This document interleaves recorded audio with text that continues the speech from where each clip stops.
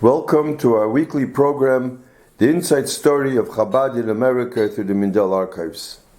Since we're a few days away from the Yontif Chanukah, so I found here a letter from the Rebbe to somebody, but I'm just going to do the PS that the Rebbe wrote, and this has to do with the light.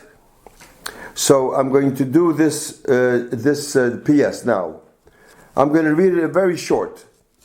In reply to your question relating to the problem of temptation and the battle with the Yetzer Hara, which is a widespread problem, the way to cope with it is through Hesech Hadas, means not to think about it. This is to say that whenever an undesirable thought enters the mind, you should not enter into argumentation with yourself as to how undesirable that thought is and how unbecoming it would be to yield to the temptation and so on.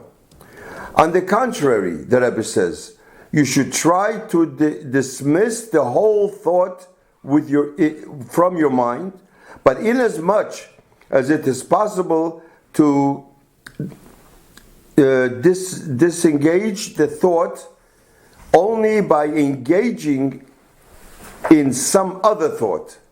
Therefore, you should immediately divert your attention to some other matter, preferably a matter connected with Yiddishkeit, Torah, mitzvahs, and since the Torah is called light, and we're in the holiday of Chanukah, and even a little light dispels a lot of darkness. This is the letter that the Rebbe said. Then the Rebbe says,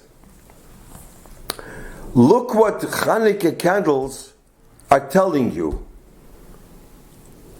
This will help to get rid of the machshava zoros. I guess this is what it means, that when the Chanukah candles are burning, I think the person should sit and hear what the candles are telling them. And then the Rebbe says, Umikvar hiftichoi razal, asher brocho shruyo behadlokas neiros, v'yase bekavone ritzuyo kavone pnimius. That the Chachomim were promised that the bracha rests in the lighting candles, and the intention you should do, kavana, a good intention, a kavana pnimius. And then he says here, bekavana pnimius, and do it with the right, good intention. And this will help the problem of battling with the Yetzer Hara, if it's done with the right kavanah. That means from here we see that the kavanah of a person is important. You should sit by the candles, and you should meditate and look at the candles and see and think a good kavanah, I guess, because kavanah is important. This reminds me that talking about kavanah, I heard once a word that the old Belzer Rebbe used to daven shacharis like 7-8 minutes. So some Chabadnik came over to him and said to him, we're davening shacharis 7-8 minutes so fast. So he says, the main thing is davening. He says kavanah. He wants that the Yetzer Hara shouldn't jump when somebody goes on a horse and wagon, and the enemy tries to get on. So he goes so fast that the enemy shouldn't get on the horse, the wagon.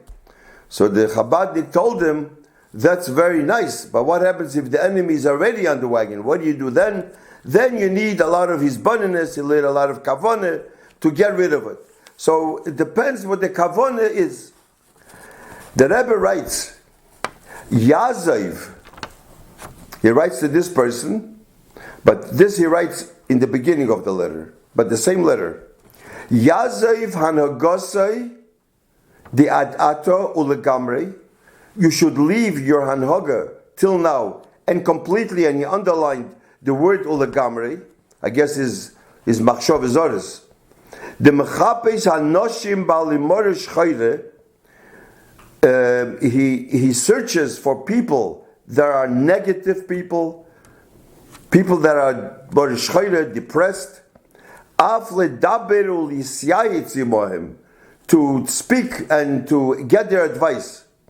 Trach gut vet sein gut. Asker alatzien. Think good, which will be good. And the Rebbe underlined that word. By the Rebbe, trach gut, this is very important. That some people think mitrach gut vet sein gut avot. By the Rebbe said befeirish mitrach gut vet sein gut. Now, I heard from a mashpia. I also heard it from my father. Since now it's after Yutas Kislev, so I want to share with you a maise. In Russia, there was a chassid, and the chassid was Ariman, a greiser Ariman. He had a big mishpacha, very poor.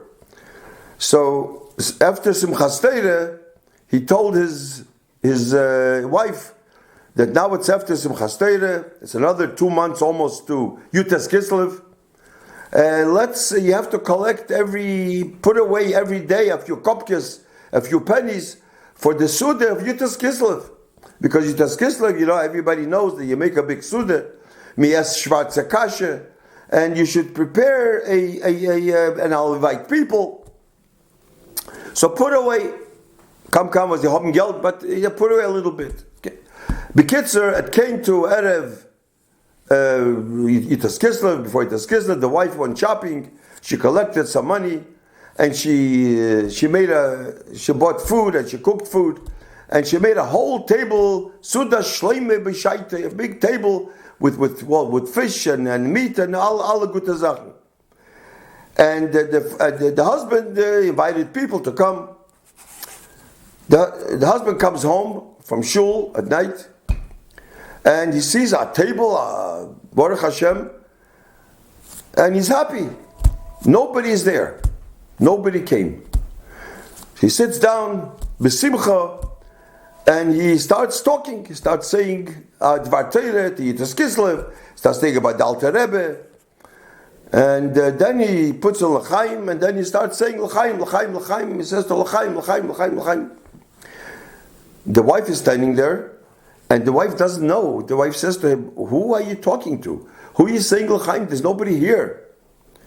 So he says, "Midaf trachten gut, mitrach gut, vet sein gut."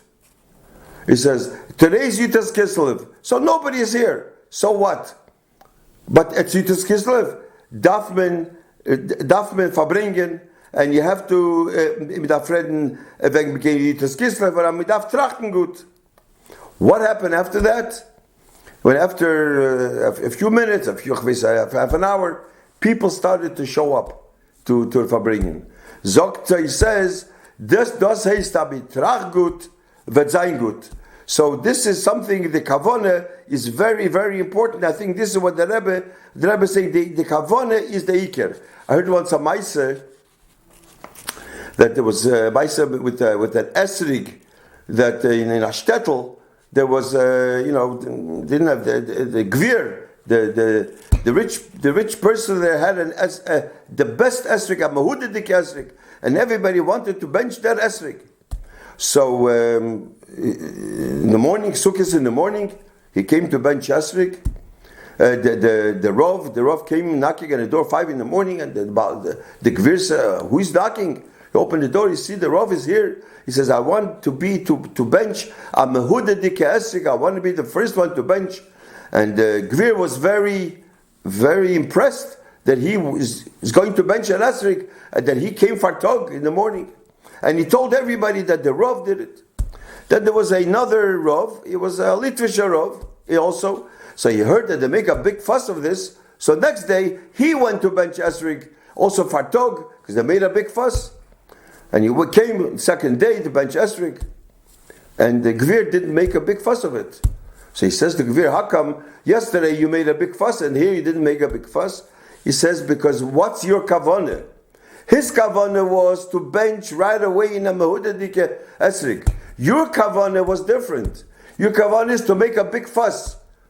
And that's the difference. Kavanah is very important. So this is what we can learn from sitting by the Chanukah menorah. I wanted to share with you this story. And in Mirz Hashem, next week, we're going to continue a very important letter of the Rebbe about Chanukah that I found, a written ksav yad from the Rebbe.